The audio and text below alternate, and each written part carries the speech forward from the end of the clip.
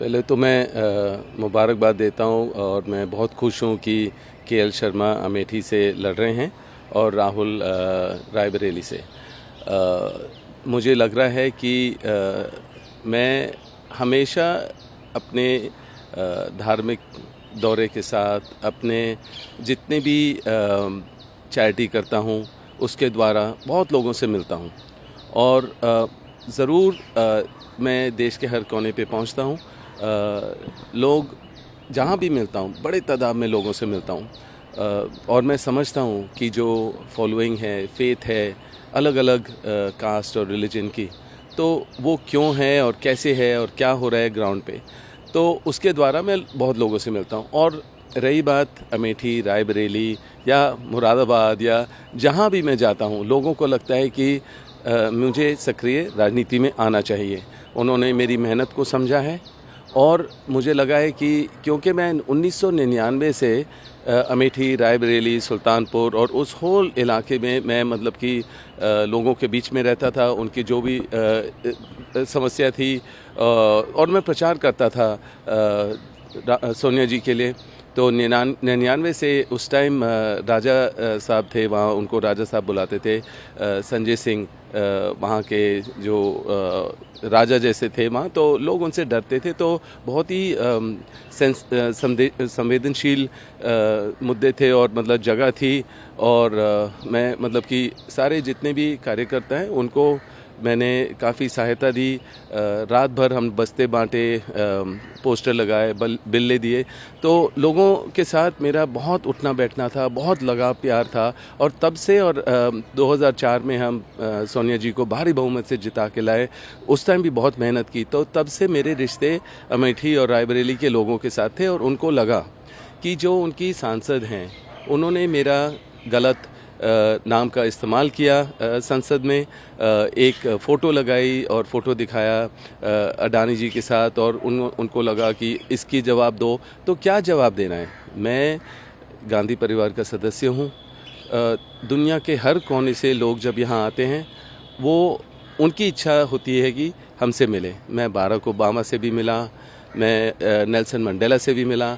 तो आप आरोप उनके साथ भी लगा सकते हैं, पर यह है कि मैंने उनको अपने सोशल मीडिया के माध्यम से उनको चैलेंज किया कि अगर स्मृति जी आप जैसे महिला हैं और मैं महिलाओं का आदर करता हूं और मैं रिस्पेक्ट करता हूं, तो यह है कि मैं आपके ऊपर भी मेरे पास बहुत सारी इन्फॉर्मेशन लोग देते हैं, पर मैं कभी उल्ट सुल्ट बात, कोई गलत चीज़ महिलाओं के बारे में या किसी के बारे में ज़्यादा बोलता नहीं हूँ। और जब उन्होंने मेरे ऊपर आरोप लगाया, मैंने कहा ज़रूर आप प्रूव करिए। अगर कोई भी ऐसी गलत चीज़ मिलेगी इस व्यक्ति के साथ, अडानी जी के साथ, तो मेरे को ज़रूर आप कोई भी इल्ज़ाम लगाओ, जैसे भी करो। पर उसका कोई रिप्लाई नहीं आया। जो चैलेंज था उसका कोई रिप्लाई नहीं आया। तो जो अमेठी के लोग हैं उनको लगा कि जैसे ये मेरे नाम का गलत इस्तेमाल हो रहा है, तो मुझे उनको चैलेंज देना चाहिए और अगर मैं वहाँ से खड़ा होऊंगा तो वो मैं भारी बहुमत से मेरे को जिताएंगे, क्योंकि उनको लगा कि हमने गलती की कि गांधी परिवार से हमारा नाता टूटा, क्योंकि स्मृति ईरानी जी ने कुछ भी नहीं किया वहाँ। जितनी भी वो कहेंगे कि प्रगति हुई है, कोई प्रगति नहीं हुई है। अगर आप लोगों से मिलोगे आप देखोगे प्रगति नहीं हुई है। तो प्रियंका वहाँ है, मैं भी वहाँ जाऊँगा और किशोरी लाल जी शर्मा जी के मेरे रिश्ते हैं 1999 से। उन्होंने ही मेरे को दिखाया और मेरे साथ गाड़ी में चले और मेरे लिए गाड़ी चलाए और मैं बहुत खुश हूँ कि खाली कांग्रेस में मेरे को लग रहा है कि ऐसे लोगों को सबको मौका मिलता है और किशोरी लाल को उनको एक ये मौका मिला है। वो ज़मीन से जुड़े हुए हैं, हर समस्या को समझते हैं लोगों की, और ज़रूर उनको मौका देना चाहिए। बहुत प्रगति आएगी, स्मृति ईरानी जी से ज़्यादा आएगी। आपने इंटरेस्टिंग बात कही है। अडानी एक ऐसा इशू है, या तो सरकार में रहें आप या ना रहें, जुड़ जाता है। हाल में अभी प्रधानमंत्री जी ने ये बात कही कि कांग्रेस पार्टी को पैसे दिए गए भर भर कर अंबानी और अडानी के द्वारा, और इसके ऊपर जांच होनी चाहिए, और अचानक आप लोगों ने अंबानी अडानी के खिलाफ या उसके पक्ष में बोलना बंद कर दिया है। ऐसा है क्या? देखिए, जांच ज़रूर होनी चाहिए। कोई भी आरोप लगाएं, जांच ज़रूर करें और उसका नतीजा ज़रूर दिखाएं, उसका रिज़ल्ट क्या निकला। हमेशा मतलब कि आरोप लगाते हैं, बेबुनियाद आरोप हैं। चाहे आप मैंने हमेशा झेला है, जब भी कोई इलेक्शन होता है, स्टेट इलेक्शन हो, जनरल इलेक्शन हो, रॉबर्ट वाड्रा करते हैं और कुछ निकलता नहीं है। ईडी के साथ मैंने 15 बारी मैं बैठा हूँ, कुछ भी वहाँ नहीं मिला। मेरे को समन्स मिले, मतलब 77 समन्स मिले पिछले साल सितंबर में। सारा प्रेशर टैक्टिक होता है, ये विच हंट होता है। तो इनके जो ये आरोप हैं, और मैं हैरान हूँ कि और एक तो बारी उन्होंने अडानी और अंबानी का नाम लिया, और क्या है कि वो अब उल्टा कर रहे हैं कि इनको मिला उनको मिला। सबको पता है, पूरे देश को पता है, जितने भी बंदरगाह हैं, जितनी भी सड़कें हैं, जितने भी आपको हवाई अड्डे मिलेंगे, उसमें भी आप अंदर जाओगे तो वहाँ सब अडानी दिखेगा। ये क्या तरीका है ये इन लोगों को देने का? खाली 2 या 3 उद्योगपति हैं, उनको सबको मतलब आप हर चीज़ पकड़ा रहे हो देश भर का। तो ज़रूर बेरोज़गारी का इशू आएगा, क्योंकि जितना भी काम जैसे भी कांग्रेस ने कभी भी किया है तो लोगों के हित में किया है। और कोई ऐसा उद्योगपति नहीं होगा जो कांग्रेस से ऐसे जुड़ा होगा जिसको हर चीज़ दे दी गई हो। और जैसे वो कह रहे हैं, ज़रूर उसमें आप जो भी आपने कार्रवाई करनी है करिए, कुछ भी नहीं मिलेगा। जो मुद्दे हैं, असल के मुद्दे हैं, प्रधानमंत्री बात नहीं करते उनकी। और मतलब कि हर चीज़ वो आजकल तो प्रधानमंत्री के लेवल की बात ही नहीं करते हैं। वो राहुल की नकल उतारते हैं, कभी जीजा जी, कभी दामाद जी की बात करते हैं। और हाँ, और किस तरीके से आप शहजादा बोलोगे? मेरा सोच ये है कि आपने जिस तरीके से राहुल को संसद से हटाया, हमें घर से हटाया, एसपीजी को हटाई। जब भी एसपीजी को हटाने की बात होती है, एक थ्रेट परसेप्शन होता है, एक असेसमेंट होता है कि क्या थ्रेट परसेप्शन है इस परिवार के। इस परिवार ने इंदिरा जी को खोया, राजीव जी को खोया, और मतलब उन पूरे देश को पता है कैसे खोया उन्होंने। टेररिस्ट एक्ट होता है, जो भी एक्ट होता है, मतलब उसके तहत डिसाइड होता है कि सिक्योरिटी किस लेवल की मिलनी चाहिए। उनको एक दिन में डिसाइड किया कि एसपीजी हटाओ। एसपीजी हटाने का एक ही मकसद था कि इनको घर से हटाओ। घर से हटाने का एक ही मकसद था कि जो भी देश के मुद्दे हैं वो उस पर ध्यान ना दें, अपना नया घर ढूंढते रहें, या मतलब कि सिक्योरिटी। देखिए, सिक्योरिटी एक इशू ये है कि चाहे प्रियंका निडर हैं, वो लोगों के बीच में रहती हैं, प्रचार ऐसे करती हैं जैसे राजीव जी करते थे। तो मुझे लग रहा है कि मेरे बच्चे और मैं भी उनकी सुरक्षा के लिए चिंतित रहते हैं। जब वो लखीमपुर खीरी गए, जो आपको पता है, जैसे जो किसानों का मामला था, और वहाँ के जो पॉलिटिशियन के लड़के ने वहाँ गाड़ी चला दी, उनके ऊपर कुचल दिया, और वो पीड़ित महिलाओं से मिलने गए थे और उनको वहीं अरेस्ट कर दिया गया था। सबको और छोड़ दिया था, प्रियंका को अरेस्ट किया था। तो मुझे ये लगा कि जो उनकी सुरक्षा है उसमें ज़रूर मतलब हटा दी गई जो एसपीजी थी वो गलत है। कोई असेसमेंट नहीं होता है, कोई ये नहीं है, बस उन्होंने ऑर्डर किया ये इनको हटाओ, घर से हटाओ, राहुल को संसद से हटाओ, और उनको भी घर से हटाओ। और बाकी मतलब कि जितनी परेशानियां लास्ट 10 साल में मुझे झेलनी पड़ी है इनके द्वारा, मतलब बेबुनियाद इल्ज़ाम। और जब भी इनकम टैक्स का इशू था, और जब भी जहाँ से मैंने पहले 1 रुपया कमाया, या जो मतलब कि आपने ईडी को भेजा, इनकम टैक्स को भेजा, रेड्स किए, दीवारें को तोड़ा कि इसके अंदर मिलेगा, कुछ भी नहीं मिला, कोई ऐसी चीज़ नहीं मिली। तो ये आरोप में घिरे हुए हैं, और मतलब कि हमेशा ऐसे ही हमारे ऊपर उंगली उठाते हैं, पर 3 उंगलियां उनके ऊपर भी दिख रही हैं। और सबको पता है, पूरे देश को पता है कि ऐसे उद्योगपतियों को क्या क्या इन्होंने दिया है। और ये जो इलेक्ट्रोल बॉन्ड्स हैं, और जो भी इसका लिस्ट निकला है, उसमें भी सारा दिखाई दे रहा है। वैक्सीन हो, उसी कंपनी को वैक्सीन खरीद रहे हैं, और उन्हीं से हाँ, वो मतलब हफ्ता ले रहे हैं, या जैसे भी आप देखेंगे ये तरीका है जो अब लोग उत्साह हैं, जागरूक हैं कि ये जो गलत हुआ है ये बिल्कुल बर्दाश्त के हद पार हो गई है। और अब वो जो कह रहे हैं 5 साल में हम अनाज देंगे, 5 किलो अनाज देंगे 29 तक, ये कौन बोलेगा?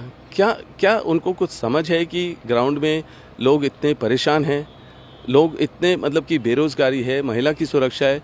ये रमन्ना का जो सिचुएशन है कर्नाटका में, ये आप सोचो कि कितना गलत किया, और उनको इन्फॉर्मेशन इनको पहले मिली हुई थी। उनके खुद के जो बीजेपी के हेड थे, जो उन्होंने बोला था कि अगर आप जेडीएस से आप जोड़ोगे तो ज़रूर आपको इशू होगी। ऐसे इसने 400 लोगों का रेप किया है, या जो भी महिलाओं को सुरक्षा मतलब महिलाओं की गलत किया महिलाओं के साथ, तो वो महिला की सुरक्षा की कैसे बात कर सकते हैं आप?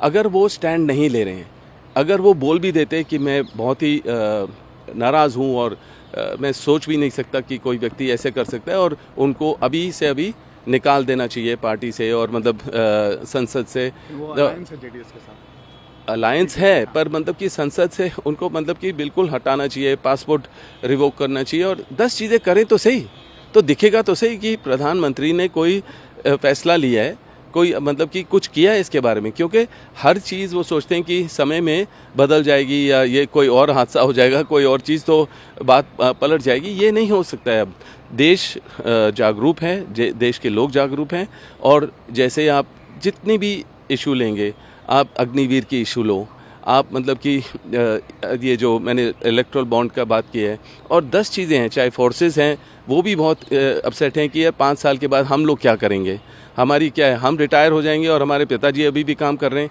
तो ऐसे इतने मुद्दे हैं जो राहुल इतनी हर चीज़ की बात करते हैं, चाहे वो संसद में हो या मतलब कि बाहर हो, और अपने कन्याकुमारी से कश्मीर तक चलते हैं, हर आदमी से मिले। मैं खुद उनके साथ चला बहुत जगह, और मैंने देखा कि कितनी मेहनत की है उन्होंने, कितने लोगों के साथ बैठे हैं, किसी के घर जल गए हैं, किसी के कोई इश्यूज़ हैं, और ज़रूर उसमें देखा है कि मैं कैसे बदलाव ला सकता हूं जो ज़रूरत है। तो आप कोई भी चीज़, चाहे आप सोनिया जी को या मेरे मदर को वहाँ ईडी के पास बुलवा लो। आप मुझे हमेशा धमकी आती है जब भी है कि अब ईडी आने वाली है, फिर से आने वाली है। मैं निडर हूँ, मेरे में झेलने की क्षमता है, मैं उनका सामना करूँगा और हर सवाल का जवाब देने के लिए तैयार हूँ। और आप देख रहे हैं बदलाव का माहौल है, बदलाव ज़रूर आएगा। और जैसे मैंने बोला है, और सब चाहते हैं कि मैं सक्रिय राजनीति में आऊँ, मैं ज़रूर देखिए इस परिवार के साथ जब संबंध हैं तो मैं कोई अपने आप को उद्योगपति नहीं देखता हूँ। मैं हूँ एक सेवक, मैं लोगों के बीच में रहता हूँ। और जो ज़रूर जब ये भेदभाव की राजनीति होती है उसको समझना बहुत ज़रूरी है। और जो लोगों के दर्द होते हैं, जब लोग मुश्किल में होते हैं, वो अपने भगवान को याद करते हैं। वो कोई नेता या वो कोई पॉलिटिशियन को याद नहीं करते हैं, वो कोई नेता को याद नहीं करते हैं, क्योंकि वो अपने भगवान के पास जाते हैं, वो अपनी बात रखते हैं और उनका हौसला बढ़ता है। तो अगर आप बोलेंगे कि अयोध्या ही ठीक है और यहाँ ठीक नहीं है, तो ये जो डिवाइड पॉलिटिक्स है ये बहुत हानिकारक है देश के लिए। सब बट जाएंगे, ख़राब होगा, और लोग नहीं चाहते हैं ये। और कॉन्स्टिट्यूशन के बारे में भी जो चल रहा है कि अगर वो 400 पार होते हैं तो वो कॉन्स्टिट्यूशन को बदलेंगे, वो भी लोग बिल्कुल ऑब्वियसली नहीं चाहेंगे ये सारे, जो बढ़ जाए पूरा देश। और जो ये 400 पार की बात करते हैं ये खाली ईवीएम का है। सब कोई भी आप अगर 400 पार कहोगे तो कहेंगे ईवीएम का इशू है। तो ईवीएम का जो इशू है कि मेरी विनती है जो इलेक्शन कमिश्नर हैं वो उस पर ध्यान दें कि ईवीएम जैसे कहीं अभी किसी बस में ईवीएम की मशीन जल गए, ये सारी बातें डाउट क्रिएट करते हैं। जब ईडी वगैरह का दुरुपयोग होता है उसमें भी डाउट करते हैं लोग कि हमें लोगों का इंसाफ क्या है। इंसाफ मिलेगा नहीं, क्योंकि मतलब कि सारे तो गवर्नमेंट के द्वारा चल रहे हैं, गवर्नमेंट जो चाहेगी उसके इरादों पे चलते हैं। तो कहते हैं कि ईडी और ऐसे भरोसा कैसे किया जाए। तो ये मेरी सोच है, और मेरी सोच है कि देश के हित में बात करें, किसानों के हित में बात करें। जो इतने लोग परेशान हो रहे हैं कि महंगाई हो रही है, जो पेट्रोल प्राइसेस हैं या सिलेंडर प्राइसेस हैं, और फोर्सेस के बारे में सोचो क्या है। और ज़रूर जब राहुल आएंगे और जो गठबंधन चाहेगा, जो गठबंधन बना है, और अगर राहुल को मौका मिलेगा तो ये सारी जो लोगों से जुड़ी हुई मुश्किलें हैं उसको सुधारेंगे, मुझे यकीन है उनके बारे में। आपने बहुत सारी विषयों को हाइलाइट किया है, लेकिन उसमें से मैं कुछ चीज़ें आपसे जानना चाहता हूँ। हाँ जी। आपने ये बात कही कि आपके परिवार को थ्रेट है, क्या आपको लगता है कि अभी भी थ्रेट है और आपकी सिक्योरिटी एसपीजी लेवल है, आपके परिवार की सिक्योरिटी को एसपीजी लेवल तक बढ़ाना चाहिए? ये जो भी मैं बात करता हूँ ना, ये मेरा अनुभव है लोगों के द्वारा, मेरा एक्सपीरियंस है लोगों के द्वारा। आप देखेंगे मेरे दफ्तर के बाहर, मेरे घर के बाहर आप देखेंगे लोग बड़े तादाद में खड़े रहते हैं, कहीं देश के कई किनारे से आते हैं। अब सिक्योरिटी वाले कितने उनको चेक कर पाएंगे, सैनिटाइज कर पाएंगे? एसपीजी एक क्वालिफाइड सिक्योरिटी एजेंसी थी, जिसको अगर आपने देखा है कि जैसे इंदिरा जी की डेथ हुई और राजीव जी की डेथ हुई, तो यही परिवार है जो लोग जिससे उम्मीद करते हैं, जिन्होंने कोई डिसीजन लिए होंगे या जो भी है, पर इनको एसपीजी के लेवल के हैं, जो उनकी थ्रेट परसेप्शन होती है और जो असेसमेंट होती है, तो इनकी ज़रूर एसपीजी की लेवल की सिक्योरिटी होनी चाहिए। और मेरा बीजेपी का यही मकसद था कि अगर एसपीजी हटाए जाएंगे तो इनको घर से हटना पड़ेगा।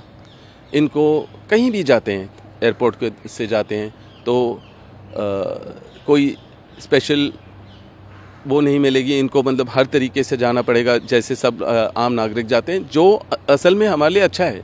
जब हम आम नागरिक के साथ जाते हैं तो लोग मिलते हैं, हमें खुश होते हैं कि आप हमारे साथ बैठे हो, और जब वहाँ खड़े होते हैं तो हमारे से हर किस्म की बात करते हैं। तो ये है कि ज़रूर जब प्रियंका प्रचार करती हैं, रोड शो करती हैं, लोगों के बीच में होती हैं, मेरे बच्चे और मैं तो चिंतित होते हैं उनकी सुरक्षा के लिए ज़रूर, क्योंकि किस लेवल पे कौन क्या आ सकता है, क्योंकि माहौल बदल रहा है और हमें कोई हादसा नहीं चाहिए, हमें कोई इशू नहीं चाहिए, तो सिक्योरिटी ज़रूर एक इशू है। आपने एक बात ये भी कही कि आपकी पॉलिटिक्स में, सक्रिय पॉलिटिक्स में आने की बात है, आपने अब तक साफ नहीं किया है। क्या आपको लगता है कि टाइम आ गया है, आपको एक सेवक, चूँकि आप अपने आप को कह रहे हैं, आपको आना चाहिए? देखिए, जैसे मैं कहूँगा कि मैं ऑलरेडी पॉलिटिक्स में हूँ, क्योंकि हर आदमी मेरे को पॉलिटिकल तरीके से ही देखता है, राजनीतिक तरीके से देखता है, हमेशा देखता है कि जो सवाल जवाब होंगे कि राहुल कहाँ रह रहे हैं और राहुल की सोच क्या है और क्या चलता है घर में बातचीत, और जो भी है उम्मीद करते हैं कि आपके कहने से हर चीज़ हो जाएगी और आप आओगे तो सारी चीज़ बदल जाएगी। तो जब से मेरा नाता हुआ है, सब ने मुझे इसी तरीके से, कोई उद्योगपति जैसे नहीं देखा है, उन्होंने देखा है कि मैं एक पॉलिटिशियन हूँ। और जब आप इस परिवार के साथ होते हैं तो आपको with great power comes great responsibility, तो आपको हर कदम अपना सोच के चलना पड़ता है। जैसे मैं बिल्कुल सहमत नहीं हूँ कि मिस्टर सैम पिट्रोडा ने जो भी बकवास की है। कोई आदमी जो इतना पढ़ा लिखा है कैसे ऐसे बोल सकते हैं? तो ये सारी चीज़ें, और वो राजीव जी के बहुत करीब थे, और जैसे आपको अगर एक मौका मिला है कुछ करने के लिए इस देश में, या आप इस परिवार के साथ हैं, तो आपको अपनी समझदारी से कदम लेना चाहिए, या जो बोल रहे हो समझदारी होनी चाहिए। और इतनी मेहनत कर रहे हैं राहुल, प्रियंका और पूरे कांग्रेस और कार्यकर्ता, और एक आपके स्टेटमेंट से उनको मौका मिलता है बीजेपी को ऐसे उछालने का, जो मतलब कि बेमतलब है, मतलब ज़रूरत ही नहीं है। तो क्या आपको लगता है कि सैम पिट्रोदा, जो कि आजकल सोशल मीडिया बहुत हावी है, लोगों के हाथों में है, आपको लगता है सैम पिट्रोदा बीजेपी के इशारे पे कर रहे हैं ये सब? नहीं जी, क्या होता है कि जब कोई रिटायर हो जाता है ना, और दुनिया के किसी कोने पे बैठे हो, आपको अपनी पुरानी यादें आती हैं, तो आप चाहते हो कि मेरा नाम भी उछलना चाहिए इसमें, मेरा नाम भी आना चाहिए इसमें, जो भी हो रहा है ज़रूर आ सकता है, पर आप आके यहाँ लोगों के बीच में उनकी मुश्किलें समझो, उसके बारे में बात करो, जो इस गवर्नमेंट ने जो गलत किया है उसके बारे में बात करो। और वो बुलंद करो जो मतलब गलतियाँ हुई हैं इनसे। पर आप अगर वहाँ बैठे हुए और अपने सोफे पे बैठे हुए कुछ भी बोल रहे हो, बकवास है, मतलब मुश्किल है। और उनको रिटायर कर दिया, मैं बहुत खुश हूँ। और मैंने खुद लिखा उनको और मैंने खुद बोला कल कि ये बिल्कुल गलत है, पहले कुछ बोल रहे हो जो सोच नहीं है कांग्रेस की, और अब आप फिर कुछ और बोल रहे हो, इससे पहले कि और कुछ बोले इनको रिटायर ही कर दीजिए, वही सही रहेगा। मेरे ख्याल से तो ये सही है। बाकी मैं कह रहा हूँ अपने लिए कि हाँ ज़रूर हर कदम सोच के चलना पड़ता है, पर ज़रूर मैं खुश हूँ कि मैं देश के और दुनिया के ऐसे लोगों से मिला हूँ जिनसे मैंने सीखा है। और ज़रूर सोनिया जी से सीखा मैंने बहुत, और उनका आशीर्वाद होगा। जब कांग्रेस चाहेगी तब मैं ज़रूर सक्रिय राजनीति में आऊँगा। मैं तैयार हूँ। 2 सवाल हैं, क्विक मैं हाँ जी, प्लीज़ जवाब दे देता हूँ। प्रधानमंत्री पहले फेज़ के चुनाव के बाद उन्होंने ये तय कर दिया है कि इस देश में जो उनकी स्पीचेस हुई हैं वो हिंदू मुसलमान, इनहेरिटेंस टैक्स को लेकर वो बात करते हैं कि कांग्रेस सारी संपत्ति लेकर माइनॉरिटी स्पेशली मुस्लिम को दे देगी। फिर वो बात करते हैं कि जो मंगलसूत्र हैं आपका वो खतरे में है, वो भी आपको दे दिया जाएगा आपके निकाल कर। आप इस पूरे एक स्पीचेस हैं जो उन्होंने तैयार की है अपने पॉलिटिकल मंच से, कैसे देखते हैं? पहले वो अपने परिवार के बारे में सोचें, पहले अपनी अंदरूनी समस्या को समझें कि अपने उनकी जो बीवी थी, जो वो खुद बोलती हैं कि मुझे कोई जो भी उनसे सहायता चाहिए कहीं नहीं मिलती है। जब वो पॉपुलेशन कंट्रोल की बात करते हैं, अगर मुसलमानों की बात करेंगे तो वो अपने खुद के देखें कि परिवार में 6 या 7 लोग बहन भाई थे, और उससे पहले उनके 6-7 लोग और थे उनके पिताजी के लाइफ में। तो अगर वो जो ऑप्टिक्स ये लोग क्रिएट करते ना, अब वो ऑप्टिक्स का समय ख़त्म हो गया, अब वो बिकने नहीं वाला। लोग उजागर हो गए हैं, लोग समझदार हैं, लोगों को मुश्किलें पड़ी हैं तभी वो समझे हैं। मैं कहूँगा कि चाहे मैं आज जो बोल रहा हूँ, मैंने वही चीज़ 6 साल पहले 8 साल पहले बोला। जो राहुल और प्रियंका बोल रहे हैं वही चीज़ उन्होंने बहुत पहले बोली, तो वो नहीं बदले हैं। लोगों को मुश्किलें पड़ी हैं देश भर में, और फिर लोगों को लगा है कि राहुल सही कह रहे हैं या प्रियंका की मेहनत को देख रहे हैं, या समझ रहे हैं कि हमें ना तो कोई पद चाहिए, हमें ना कोई पावर चाहिए, हमें चाहिए कि देश बट ना जाए, देश में जो लोगों की मुश्किलें हैं उसमें कोई सुधार हो। जो इन्फ्लेशन हो रहा है, जो मतलब कि दिखावा है, वो दिखावे की पॉलिटिक्स नहीं चाहिए। और जो मंगलसूत्र की बात करते हैं कि कोई एक्सरे मशीन से कोई उठा लेगा ले जाएगा, ये सारी चीज़ें उनके प्रधानमंत्री के लेवल की बातें नहीं होती हैं, और उम्मीद नहीं करते हैं कि ऐसे प्रधानमंत्री जी बात करेंगे। और इसलिए मैं उम्मीद नहीं करता हूँ कि वो दोबारा पावर में आएंगे, और लोग ही चाहेंगे कि ज़रूर इनसे छुटकारा पड़े। क्योंकि अगर आप कह रहे हैं 5 किलो की बोरी आपको मिलेगी अनाज की, वही इसी स्थिति पे ले आए हो लोगों को। तो ये जो आप कह रहे हो ना कि बिल्कुल इलेक्शन से पहले वो हर नए चीज़ें उसी क्षेत्र में डालते हैं, और उसी क्षेत्र में जब रीजनल पॉलिटिक्स होते हैं, उसी क्षेत्र में आप जो भी उम्मीदवार है उसके ऊपर आप केस डाल दोगे, चाहे वेस्ट बंगाल की बात करो या पंजाब की बात करो। और वो जो आरोप लगाते हो, जैसे ही आपका इलेक्शन ख़त्म हुआ वो आरोप भी ख़त्म, वो केस भी ख़त्म, कुछ भी नहीं होता है उसके बारे में। तो वो मेरे को लग रहा है कि कोई ना कोई चीज़ ढूंढ रहे हैं यार, कुछ मिल जाए मेरे को बोलने के लिए। और कल वो अडानी अंबानी पे कह रहे हैं कि अब वो कोई डोनेशन दे रहे हैं। यार जो भी आरोप लगाओगे ना, आप प्रूव नहीं कर पाओगे, क्योंकि हवा में बात हो रही है, बिल्कुल लोग सहमत नहीं हैं। और उनको पता चल गया है कि ये बस जैसे वो वर्ड यूज़ करते हैं जुमला, हर चीज़ जुमला ही जुमला चल रहा है। ना कोई 15 लाख मिले, ना कोई सेवा हुई। और मुझे पता है राहुल प्रियंका अगर कुछ बोलेंगे वो देखेंगे कि होना है, नहीं तो हमारे से मत बुलवाओ कुछ जो नहीं करोगे। जो भी वो बोलेंगे होगा, वो मुझे पक्का पता है, मुझे दोनों का पता है, वो बहुत मेहनती हैं और जो बोलेंगे वो करेंगे। दूसरा सवाल यह है कि बीच में ये खबरें भी आई और आपको भी क्लैरिफिकेशन देना पड़ा कि परिवार के अंदर कुछ चल रहा है, राहुल प्रियंका के अंदर कुछ चल रहा है, दोनों के समझौता या फिर दोनों की जो एक सोच है वो नहीं मैच कर पा रही है, ऐसा है क्या? देखिए, अभी भी मेरे ऊपर उन्होंने लगाया कि रॉबर्ट को टिकट नहीं मिला और देखो वो ऐसे बैठा हुआ है, जैसे रिपब्लिक और टाइम्स नाउ वगैरह ऐसे चलाते हैं, इसलिए मैं उनसे कभी बात ही नहीं करता हूँ। वो मेरे दफ्तर के बाहर होते हैं। हमेशा 2011 से जब मेरे ऊपर उन्होंने आरोप लगाए, उस टाइम भी मैंने उनको दिए कुछ सही इन्फॉर्मेशन दिया कि यार ये है जो असलियत है। उन्होंने कहा हमारे ऊपर इतनी प्रेशर है, हम डाल ही नहीं सकते। और आज वो मेरे दर पे हैं कि सर इंटरव्यू चाहिए आपके साथ, पर मैंने कहा आप लोगों के साथ इंटरव्यू नहीं करता हूँ, क्योंकि आपने गलत ही किया, चाहे जो भी प्रेशर है आपने गलत ही किया। तो देखिए, अभी वो है कि टिकट नहीं मिला, ना कोई पावर, ना कोई ऐसी पोजीशन, ना कोई हमें कोई ऐसी चीज़ से मेरी कोई ऐसी इच्छा नहीं है।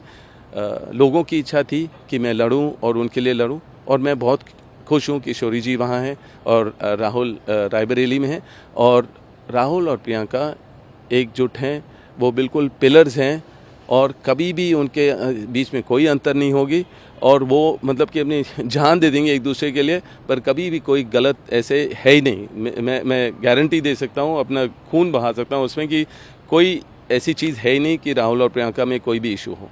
लेकिन एक सवाल मेरे मन में आया आपके हाँ बोलने के बाद, जब आप कह रहे हैं कि आप तैयार हैं पॉलिटिक्स के लिए, जरूरी है क्या कि लोकसभा से ही चुन के जाएं, राज्यसभा से भी आप आ सकते हैं? बिल्कुल बिल्कुल, मैं यही कह रहा हूँ। अभी तो देखिए, मैं चाहे राजनीति में हूँ या नहीं हूँ, मेरे कदम वहाँ हो या ना हो, पार्लियामेंट में होने के वजह से ही नहीं आप लोगों की सेवा कर सकते हो। हाँ, बड़े पैमाने पे कर सकते हो, और अगर कोई आपको पॉलिटिशियन तंग ही करते रहते हैं तो आप कहोगे कि मेरे को पॉलिटिकल ही उनको जवाब देना पड़ेगा, तभी मामला स्पष्ट होगा। तो पर मैं उसके लिए नहीं आ रहा हूँ राजनीति में। अगर मैं आऊँगा तो इसलिए नहीं आऊँगा कि किसी को जवाब देना, मुझे देश में सेवा करना है। मैं लोगों के बीच में होता हूँ, मेरे को समझ है उसके बारे में, तो मैं उसको सोच के हो सकता है राज्यसभा हो, पर मेरे तो देश सेवा चलता रहेगा। आप देखेंगे मेरे सोशल मीडिया के द्वारा या जो भी है, मैं हर जगह निकलूँगा और ज़रूर रायबरेली और अमेठी और मुरादाबाद और हर जगह पहुँचूँगा और लोगों के बीच में रहूँगा। और मैं बहुत खुश हूँ, उनका प्यार मिलता है मुझे, और मैं आदर और सम्मान से मैं कुछ समय बाद ज़रूर आऊँगा राजनीति में। Thank you so much, Mr. Wada, talking to us. It is reality or rumor that you are going to fight elections in 2024? The thing is, firstly, I'll congratulate Kishori Lal Sharma and Rahul for Amethi and Raebareli. So it's at rest now that, am I going to partake in it at all? This was, the wish of all the workers that I worked with since 1999, and in 2004 we won with a large majority for Sonia ji, and we made government in Congress made government in 2004. So a lot of these workers I'm in touch with since then, and I go and meet them, and I have my own spiritual visits and my own charitable visits. So I go and meet them, and I understand what their issues are and so on. So they really felt that I should partake in, really in politics at this time, and I should represent them, and I should be the candidate from Amethi. The thing is that for me, I would like to learn much more. I would like the focus to be on Rahul. He's worked very hard, and I always feel that